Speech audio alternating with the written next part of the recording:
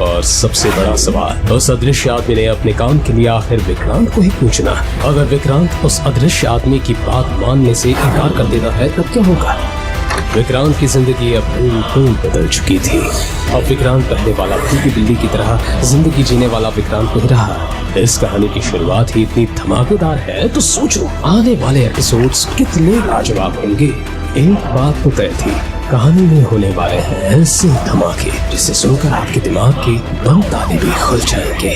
विक्रांत ने उन पैसों को कबूल नहीं किया और उन्हें जंगल में पटक आया, लेकिन उसे ये सब समझ नहीं आ रहा था कि उसके साथ क्या और क्यों हो रहा है। विक्रांत जानता था कि उससे पैसों की सख्त जरूरत है, मगर वो किसी गलत रास्ते के द्वारा कमाए गए पैसों को नहीं कबूल करना चाहता था। इसके बाद उसने गाड़ी को भी वहीं छोड़ देकर ऑटो ले लिया, लेकिन ऑटो में बैठते ही गैंगस्टर विक्रांत ने उसके शरीर पर काबू वापस पा लिया। विक्रांत की नई मेमोरी ने उसे बताया कि जिस आदमी की बॉडी में वो इस वक्त है, न सिर्फ उसका नाम विक्रांत है बल्कि वो भी उसी जगह पर पैदा हुआ था जहां पर गैंगस्टर विक्रांत का जन्म हुआ था। इन दोनों का जन्म भी एक ही डेट और टाइम पर हुआ था, लेकिन दोनों जैसे जैसे बड़े होते गए उनके रास्ते भी बदल गए। एक क्राइम की दुनिया में चला गया और गैंगस्टर बन बैठा, तो दूसरा पढ़ाई लिखाई करके पुलिस में नौकरी करने लगा।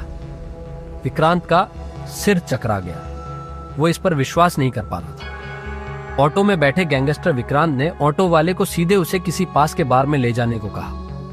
ऑटो वाले ने तुरंत एक्सीलेटर पर जोर डालते हुए ऑटो को स्पीड में भगा दिया। विक्रांत, जो ऑटो ड्राइवर की जेब में सिगरेट का पैकेट देख लिया था, उसने बिना उससे पूछे ही उसकी जेब में हाथ डालकर सिगरेट निकाल ली। ऑटो वाले ने रियर मिरर में विक्रांत का चेहरा ध्यान से देखा और फिर जेब से माचिस निकालकर अपना हाथ पीछे कर दिया। विक्रांत ने तुरंत सिगरेट को जलाया और फिर जैसे उसने सिगरेट का पहला कश लिया, उससे जोर की खांसी आनी शुरू हो गई। विक्रांत को लगा शायद यहाँ वाला विक्रांत कभी सिगरेट नहीं पीता था और उसकी बॉडी सिगरेट झेल नहीं पा रही है। उसे 10 सेकंड तक खांसी होती रही। खांसी रुकने के तुरंत बाद उसे कुछ सुनाई देने लगा। अदृश्य शक्ति का सिस्टम चालू हो चुका है। विक्रांत चौंक उठा। उसने खुद से कहा, क्या है ये? उसने अपने अगल बगल देखना चालू किया कि ये आवाज आखिर कहां से आ रही है। तब उसने ड्राइवर की तरफ देखते हुए कहा, कुछ सुना क्या तुमने?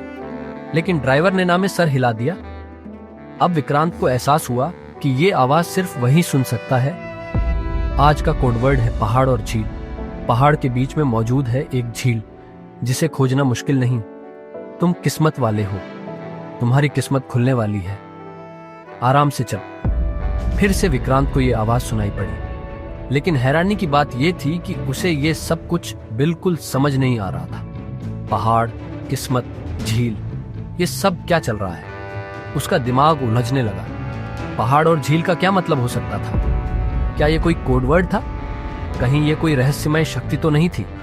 लेकिन ये आवाज थी किसकी, कौन बोल रहा था? और सिर्फ मुझे ही ये आवाज क्यों सुनाई दे रही थी? कहीं मैं पागल तो नहीं हो गया हूं? विक्रांत को अचानक से कुछ और शब्द याद आ गए। अदृश्य शक्ति, मतलब ये कोई चमत्कारी शक्ति है क्या? भगवान ने मुझे कोई खास तरह की शक्ति दी है क्या? विक्रांत को यह सब बड़ा अजीब लग रहा था। कहीं ये कोई लॉटरी सिस्टम तो नहीं है?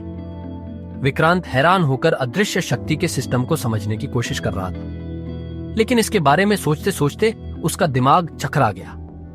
उसने गुस्से में अपना सिर पीट लिया। उसने ठंडी आह ली और फिर वो इस समय के विक्रांत के बारे में सोचने लग गया। उसे अब एहसास हुआ कि इस समय का विक्रांत काफी गरीब है। उसके पास सिर्फ पुलिस की सैलरी है और इसी से वो अपना खर्चा चलाता है। यहां तक कि उसके पास रहने को घर भी नहीं था।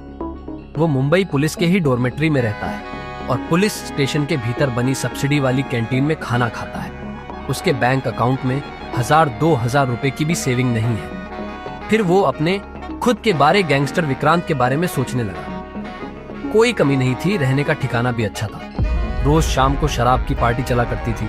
अच्छा खाना, घूमना, ऐश करना, सब कुछ था उस लाइफ में। लेकिन इसके साथ ही जान का खतरा भी हमेशा मंडराता रहता था। कब पुलिस गोली मार दे या कब दूसरे गैंग के साथ फायरिंग हो जाए, कुछ पता नहीं। इस पुलिस की वर्दी में कम से कम जान हमेशा सुरक्षित है। विक्रांत जिस गैंग में काम करता था, अब वो गैंग खत्म हो चुकी थी। उसके साथ जितने भी गैंग थे वो सब भी अब बंद हो चुके थे। उसके गैंग वाले एक भी आदमी अब नहीं बचे हैं। विक्रांत ने ठंडी आह भरते हुए कहा, भगवान भी पता नहीं कौन सा खेल खेलने जा रहा है मेरे साथ। छोड़ो, अभी पहले थोड़े मजे करते हैं, फिर देखेंगे ये सब। विक्रांत ने मन ही मन विचार किया। अब तक उसकी ऑटो एक गली के सामने जाकर खड़ी हो चुकी थी। रोड से बामुश्किल 20 कदम की दूरी पर काफी रंग बिरंगी लाइट्स जलती नजर आ रही थी। वहां बाहर 3-4 लड़के लाइन लगाकर खड़े थे। ऑटो वाले ने गाड़ी रोकते ही कहा, जाओ साहब, आ गए आपके मंजिल। विक्रांत मुस्कुराता हुआ बाहर निकला और फिर उसने ऑटो ड्राइवर की जेब में सिगरेट की डिब्बी और माचिस वापस रख दिया और ऑटो वाले ने उससे कहा, साहब 280 रुपए हुए। अबे पागल है क्या, हम स्टाफ वाले हैं। विक्रांत ने अपना पुलिस वाला आई कार्ड उसे दिखाते हुए कहा, चल टेंशन ना ले, कभी कोई दिक्कत हो रोड पे तो फोन करना अपन को। इतना कहकर विक्रांत पीछे घूम गया और सामने की गली की तरफ जाने लगा। ऑटो वाला उसे मायूस चेहरे से देखता रहा। आगे की कहानी जानने के लिए देखें अगला एपिसोड सिर्फ पॉकेट एफएम के यूट्यूब चैनल पर, और डिटेक्टिव विक्रांत के सारे एपिसोड्स को सुनने के लिए डिस्क्रिप्शन में दी लिंक से डाउनलोड करें पॉकेट एफएम ऐप।